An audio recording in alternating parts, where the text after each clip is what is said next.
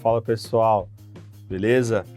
Eu sou o Márcio Teixeira, sócio-diretor da M Consult Engenharia, e eu queria falar um pouquinho para vocês de um assunto que eu gosto bastante de estudar, é uma das coisas que talvez eu faça ali no meu pouco tempo livre, que é ler um pouquinho mais sobre o material concreto, né, e as possíveis patologias. Muitas das vezes as pessoas nos procuram aí para resolver muitas patologias do concreto armado, né? E a grande maioria das patologias se encontram no concreto, ou pelo menos tem o início no concreto e acabam estendendo essa patologia para a armadura interna. Bom, antes de mais nada, se inscreva no nosso canal, ative o sininho das notificações para você receber uma notificação de quando novos conteúdos forem ao ar. Não se esqueça de deixar seu like, que nos ajuda muito com a divulgação do vídeo, dá um trabalho absurdo fazer isso aqui e vai ajudar pra caramba pra gente poder divulgar, tá? Comenta aqui embaixo, na área de comentários, o que você tá achando e compartilha com todo mundo que você conhece. Ah, não se esqueça de nos seguir nas nossas redes sociais que eu tô deixando aqui na descrição do vídeo. Tem LinkedIn, TikTok, Facebook, Instagram, tem tudo lá para vocês seguirem, beleza? Vamos embora pro vídeo?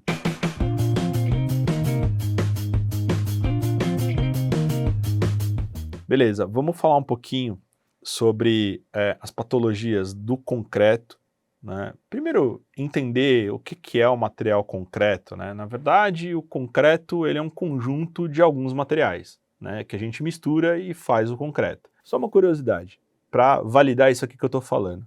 Não sei se vocês já notaram, mas a concreteira ela não paga IPI, que é Imposto sobre Produto Industrializado.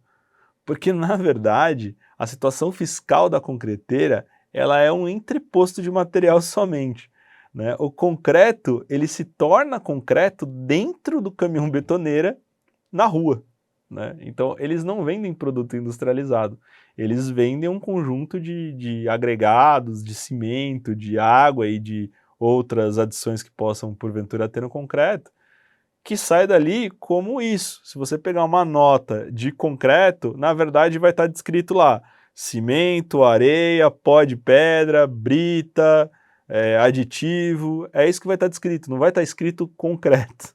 Então, para vocês terem uma ideia que, na verdade, o concreto nada mais é do que essa mistura de vários materiais. E qual é a relação, né? Como é que funciona tudo aí? O que dá resistência para o concreto? É muito importante a gente tentar entender um pouco sobre o que é esse material para tentar entender de onde vem tanta patologia, né? Tanta doença aí do concreto. Por que acontece tantos probleminhas aí com o concreto, principalmente nas edificações mais velhas, mas mesmo nas mais novas acaba acontecendo. Então, vamos lá. A gente precisa entender do que é formado o concreto basicamente. É cimento, água e agregado, tá? Agregado fino e graúdo. Agregado fino, areia. Agregado graúdo, pedra. Então, é cimento, água, areia e pedra. A gente pode ter algumas adições a mais, que a gente chama de aditivos ou adições, e aí a diferença entre eles eu explico depois, no final do vídeo eu explico, então fica comigo aí para você saber qual é a diferença entre aditivo e adição, mas entender que são 4 elementos básicos, tá? E como é que funciona? O que a gente tem que entender mais ou menos é que a areia e a pedra, elas funcionam mais como um enchimento ali no meio. Que o que dá de fato a resistência é o cimento, é a mistura da água com o cimento. Não é só o cimento puro, obviamente. E o que acontece nessa mistura? Que a gente chama de pasta de cimento, ou nata de cimento no linguajar aí da obra, né? O pessoal chama de nata, mas o termo correto é pasta de cimento. Essa pasta de cimento, ela passa por uma reação química, né? Quando você adiciona água no cimento, e a gente fala que é a reação de hidratação do cimento, porque de fato não tem grandes elementos químicos diferentes ali, o que você está fazendo é realmente adicionando água e modificando um pouquinho esses elementos, mas é só uma hidratação, você está criando novos minerais, tá? O cimento ele é formado basicamente de clinker, E aí você pode ter algumas adições ali, dependendo do tipo de cimento, você pode ter escória de alto forno, filler calcário, pozolana, esses são basicamente as adições que normalmente a gente encontra nos cimentos. Mas é basicamente clinker. E clinker nada mais é do que um conjunto de sulfatos, de cálcio, de alumínio e de alguns outros minerais em menor quantidade. Quando você adiciona água a esse clinker, ele começa a ter uma reação de hidratação e começa a se transformar em alguns outros elementos. Esses outros elementos, né, essa reação de hidratação, em primeiro lugar, ela é exotérmica, então ela libera calor, né, esquenta, né, o concreto. Para quem nunca passou por essa experiência, eu vou sugerir que vocês façam, aí, vocês que estão na obra. Pega o horário que está na nota fiscal lá, que o pessoal começou a mistura do concreto, pode ser que o caminhão betoneira saiu da usina, e dá mais ou menos umas 3 horas, né? Então você vai ter lançado o concreto lá, já vai ter provavelmente sarrafiado lá na laje e tudo mais. Depois dessas 3 horas e meia, coloca a mão no concreto. Ele vai estar morno de sentir com a mão, é água de tomar banho, tá? Porque realmente a reação de hidratação do cimento libera calor, e é bastante calor, tá? Uma das possíveis patologias tem a ver com essa liberação de calor. Vou dar um spoiler, concreto com gelo, tá? Depois a gente explica melhor. Então, e aí a partir dessa hidratação de cimento, alguns novos minerais são formados. Alguns minerais são benéficos para a resistência do concreto, alguns não. Ah, mas Márcio, pô, não tem uma maneira de controlar isso e tal? Tem sim. É que as maneiras que a gente controla essa reação podem ser mais caras do que o benefício que ela traz, tá? Então, uma composição ideal de todos esses minerais é o ideal para que a gente tenha o melhor aproveitamento desse cimento para a resistência do concreto. Não adianta só eu querer só o melhor mineral lá, porque não vai dar certo. O concreto pode ficar muito frágil, né? Ele pode ter resistências, mas ficar meio vitrificado, né? Como o pessoal fala.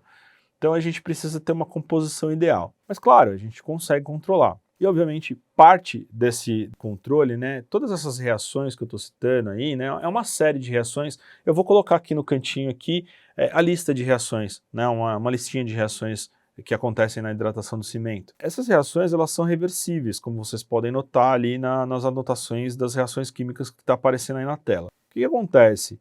Quanto maior o volume de reagente que eu tenho de uma das reações, maior o produto dessa reação. Então, uma maneira de controle é eu realmente colocar ali os reagentes mais ou menos aonde eu quero. Então, esse é um dos métodos de controle. E também razão de algumas patologias que a gente já vai falar. E aí, para resumir, o concreto são esses 4 materiais e basicamente o que a gente tenta controlar ali são as reações que acontecem na pasta de cimento e usa agregados para complementar esse volume, porque senão nosso concreto ia ser o olho da cara. Então, eu uso areia e pedra. No entanto, é importante lembrar que esta areia e essa pedra tem que ser o mais inerte possível, porque se elas estiverem contaminadas com algum desses reagentes que a gente está falando aqui, eles podem desequilibrar essas reações todas que a gente está mostrando aqui na tela. Basicamente, isso é o concreto. Agora vamos falar um pouquinho das possíveis patologias. Uma possível patologia é a baixa resistência do concreto. Obviamente, é uma coisa indesejável, é uma coisa que acontece. Por que acontece? Muitos fatores são importantes, mas um traço mal misturado pode ser um fator, ou seja, o pessoal não bateu o concreto direito ali, né? Isso pode ser um fator de uma baixa resistência. Por quê? Porque na verdade você está medindo a resistência de um corpinho de prova, né, ali que foi tirado do terço médio, do caminhão, etc., e foi moldado. Se a gente tiver naquele ponto que foi feito concreto, né, o corpo de prova, aliás, um excesso de brita, né, e pouca pasta de cimento, esse concreto que a gente vai ensaiar vai ter um resultado aquém do esperado. E a gente usa esse corpo de prova para representar o que foi aplicado. Então, é uma patologia, a gente precisa tratar. Muitas coisas podem acontecer. O excesso de um tipo de aditivo que é muito comum de utilizar, na verdade é necessário utilizar, né, um retardador de pega, né? Vamos lá, Se eu coloco a água no cimento, ele automaticamente começa a pega, a reação de pega, que é a hidratação e o início do endurecimento desse concreto. Eu preciso de um tempo para chegar com esse concreto na obra, sair da usina e chegar na obra. Então eu uso um retardador de pega, que ele é basicamente a gente fala que é um tensoativo, né? Um tensoativo é tipo detergente. Ele forma uma película em volta do grão de cimento, impedindo que a água atinja o grão de cimento e não hidrate esse cimento até esse pequeno detergente, que é biodegradável na maioria dos casos, ele se degrada, ok? E aí ele começa a hidratação do cimento e começa a pega. Normalmente isso é normativo, na verdade, normalmente não, né? Mas é normativo. Esse retardador de pega ele tem que funcionar durante 2 horas e meia, mas às vezes ele não se degrada e afeta a hidratação do cimento. Afetando a hidratação do cimento, obviamente a gente vai ter uma baixa resistência. Bom, baixa resistência pode ter diversos fatores. E aí, os tecnologistas do concreto que estiverem assistindo aqui podem comentar aí tudo que vocês já passaram na vida de vocês falando sobre baixa resistência de concreto, porque o estudo disso, né, a discussão sobre isso é realmente muito extensa. Mas a baixa resistência de concreto é uma das patologias que a gente tem que tomar cuidado. Lixiviação do concreto. O que é isso? O que é lixiviar alguma coisa, né? Quando a água vai percolando pelo concreto e vai subtraindo alguns minerais e levando consigo esses minerais, certo? Por que é tão importante isso, né? Obviamente, a gente não espera que uma estrutura de concreto esteja exposta totalmente às intempéries. Ela normalmente estará recoberta por alguma coisa. Ah, mas Márcio, eu vejo um monte de estrutura aí, né, prédios em concreto aparente. Mas, não se esqueça, esses prédios em concreto aparente, eles foram invernizados. Então, alguma coisa tem. Esse verniz que esse pessoal passa, né, em cima do concreto para mantê-lo aparente sem nenhum revestimento aparente, é realmente com uma base muito forte. Então, a água de chuva não está em contato direto com o concreto, ela está em contato com o verniz. Então é muito importante a gente lembrar disso, a gente não espera. Mas, às vezes, alguns descuidos em alguns prédios, já em utilização durante algum tempo, acontecem, né? E esses descuidos trazem alguns problemas. E um dos problemas é essa lixiviação. Por que a lixiviação é um grande problema? Bom, um dos subprodutos da hidratação do cimento é o hidróxido de cálcio. O hidróxido de cálcio, para quem não sabe, é uma base forte, tá? Uma base forte. Lembra lá da aula de química? Ácido mais base dá sal mais água. Todo mundo lembra disso, ok. Esse hidróxido de cálcio ele forma uma película em volta das armaduras que a gente chama de passiva as armaduras. A gente costuma falar passivar as armaduras. Por quê? É uma proteção passiva meio que natural do concreto, digamos assim, né? Porque o hidróxido de cálcio ele é formado naturalmente pela reação de hidratação. Ou seja, qualquer ácido que atingir ali o concreto vai ser neutralizado por esta camada, essa película de passivadora, né? Essa película passivadora das armaduras. Mas, Márcio, que ácido? O pessoal vai jogar ácido no concreto? Gente, aqui em São Paulo, por exemplo, a chuva é extremamente ácida. Tem a presença do ácido carbônico em grande concentração na chuva de São Paulo. E, inclusive, é um dos agentes agressores que tem maior facilidade de penetração no concreto, tá? Se você pegar um ácido sulfúrico, por exemplo, e jogar no concreto, ele tem uma dificuldade imensa de passar. Mas o ácido carbônico passa com bastante facilidade. E é o que está mais presente, por exemplo, aqui em São Paulo. Quando esse ácido carbônico chega nessa camada passivadora, lembra lá, ácido mais base dá sal e água, né? Uma reação química conhecidíssima. O ácido carbônico atinge o hidróxido de cálcio e forma um sal chamado carbonato de cálcio e água, tá? Esse carbonato de cálcio, ele é um mineral branco, um pó branco, né? Parece giz, mas não é. O giz é sulfato de cálcio, mas parece giz. E conforme a água vai passando pelas fissuras do concreto e tudo mais, vai carregando esse carbonato de cálcio embora, deixando a armadura sem nenhuma proteção passiva, iniciando um processo de oxidação das armaduras. Então, a lixiviação do concreto ela é um indicativo muito grande de que a gente vai ter problema com aquela estrutura e que a vida útil daquela estrutura está prejudicada, será diminuída, não vai atingir a vida útil de projeto, ok? Então, a lixiviação tem que ser tratada com muita urgência e com bastante seriedade. Como é que eu vou identificar isso?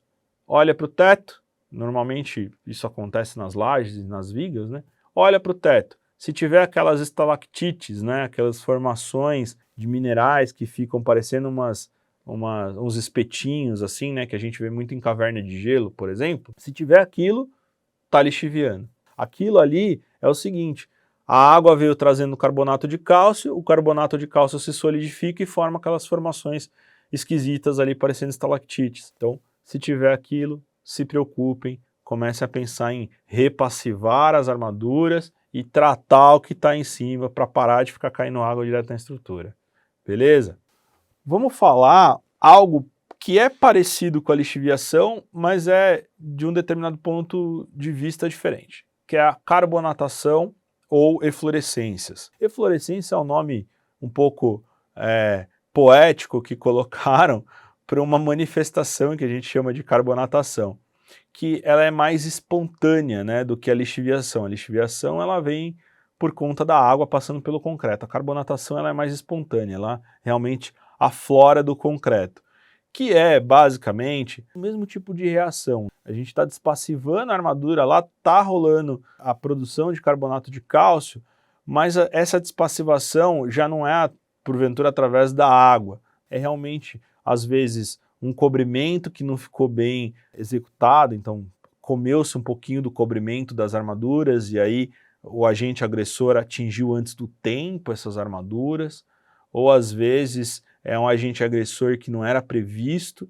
né? Então a gente falando de classe de agressividade ambiental, a gente está imaginando que um prédio de apartamentos ele está sujeito ao ar atmosférico de São Paulo. Mas você imagina, se você fizer um prédio que às vezes do lado trabalha ali, até pode ser ilegalmente, mas pode até ser legalmente, um produtor de produtos químicos voláteis, a atmosfera que essa estrutura respira é muito diferente da atmosfera natural de São Paulo. É um agente agressor que provavelmente a gente não tenha previsto. Eventualmente também alguns elementos que porventura possam estar enterrados e que às vezes o projetista dessa estrutura esqueceu que esses elementos estavam enterrados, esqueceu de aumentar os cobrimentos como a norma pede. Então acabam aparecendo essas carbonatações, que são eflorescências, elas eflorescem mesmo. Se pó branco já não forma mais essas estalactites que a gente falou na lixiviação, mas acaba acontecendo esses esbranquiçamentos aí da estrutura em alguns pontos específicos. De novo, viu esses esbranquiçamentos aí que a gente está falando? Corre, repassiva as armaduras, trata o problema, se é uma atmosfera mais agressiva do que foi prevista no projeto, tenta promover uma proteção adicional ali à estrutura de concreto para que ela dure o que ela deva durar. Então, ficar bastante atento. Tá? Toda a estrutura precisa ser inspecionada com bastante cautela, minimamente aí uma vez por ano. Tá? Então, passar o olho em tudo, um olho bem treinado, ver possíveis patologias e tratá-las é super importante, tá bom? A última reação aí, reação não, né? A última patologia que eu gostaria de comentar é uma patologia que é bastante comum, infelizmente, que é a reação álcali agregado. Lembra que eu falei lá dos agregados muito reativos, lá no começo do vídeo? Bom, é exatamente disso que a gente fala aqui. Às vezes, a gente está em regiões do Brasil, né, pode estar projetando para algumas regiões do Brasil, em que os agregados não são iguais, né, a aqui os de São Paulo, por exemplo. Aqui em São Paulo, as areias naturais, elas normalmente são extraídas de jazidas em fundos de rio, ou né, em beiras de rio, né? Então você vai ali em alguns rios mais caudalosos, que a velocidade é um pouco maior, o que se deposita no fundo do rio normalmente é uma areia, né? Então o pessoal retira aquela areia dali para ser utilizada, tá? Ou pode ser realmente areia do que eles chamam areia de barranco, né? São grandes montes de areia que você peneira e especifica a granulometria de cada areia. No entanto, a formação dessa areia tem a mesma origem, do mesmo tipo de rocha.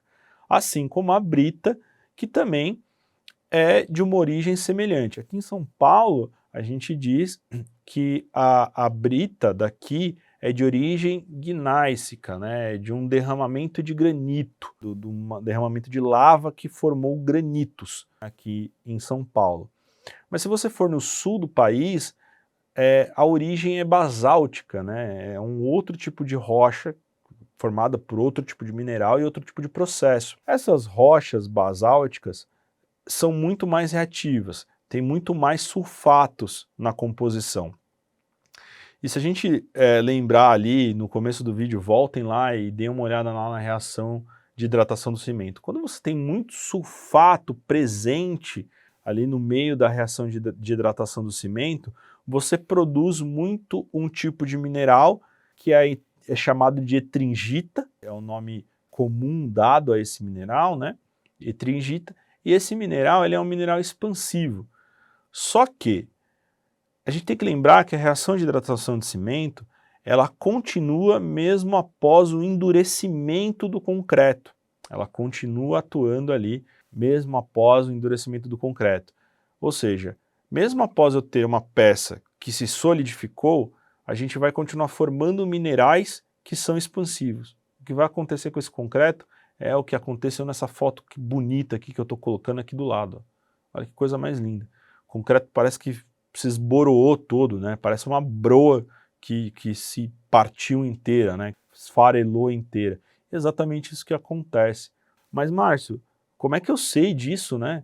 Quer dizer, eu lanço o concreto ali e aí, do nada, acontece isso, o que eu faço? Bom, lembrar que se a gente sabe como é que é feito o concreto, do que ele é feito, quais são as possibilidades de ocorrência de patologias, a gente vai estudar cada um dos materiais que compõem o concreto. Então eu vou estudar o meu cimento, eu vou estudar a água que eu estou utilizando, eu vou estudar a areia que eu estou utilizando e a brita que eu estou utilizando. Se eu identificar que a areia ou a brita são muito reativos, tem presença de muitos sulfatos ou algum outro elemento que porventura possa favorecer a formação da etringita, eu vou falar, opa, eu preciso atuar aqui. A gente tem várias maneiras de controlar a reação ao álcali agregado. A utilização de cimentos resistentes a sulfato é um ponto importante, porque esses cimentos resistentes a sulfato, eles são cimentos em que o clinker é especialmente selecionado ali, para que evite essa reação que produz etringita. Outro ponto é usar, por exemplo, pozolanas, né, como a microsílica, como o metacaulin, né? O metacaulin é uma pozolana, também é quase uma argila, digamos assim, bem fininha, que impede que o sulfato atue nessa reação. Então, o que acaba acontecendo, a gente acaba neutralizando essa potencial reatividade do agregado para que essa reação aconteça. E a microsílica, na verdade, o que ela faz? Ela atua consumindo muito do clinker para produzir o sulfaluminato de cálcio, que é o mineral resistente do concreto, tá? Então, o que acaba acontecendo é que a gente consome muito reagente para essa reação que é benéfica para o concreto, sobrando pouquinho reagente para essa reação que poderia produzir etringita. Então também é uma maneira de eu controlar essa reação álcali agregado. O importante é saber do que o concreto é feito e estudar todos os seus componentes para que isso não aconteça, beleza? Eu espero que vocês tenham gostado do vídeo aí falando um pouquinho sobre patologias do concreto. É um assunto muito interessante, muito extenso, tá? É difícil a gente condensar num vídeo só. Se vocês quiserem saber um pouco mais sobre patologia, comentem aqui no vídeo, né? Coloquem aqui para mim o que vocês já viram acontecer, mandem foto ali no direct do Instagram, que a gente olha e comenta um pouquinho sobre o assunto. A gente pode trazer novos vídeos, até com alguns consultores que a gente conhece e costuma consultar. beleza? Não se esqueça de se inscrever no nosso canal, ativar o sininho das notificações para você ser notificado de quando novos conteúdos forem ao ar.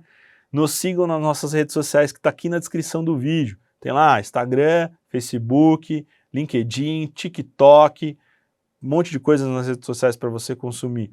Deixa seu like que nos ajuda muito com a divulgação do vídeo e obrigado por ter assistido até aqui. Um forte abraço.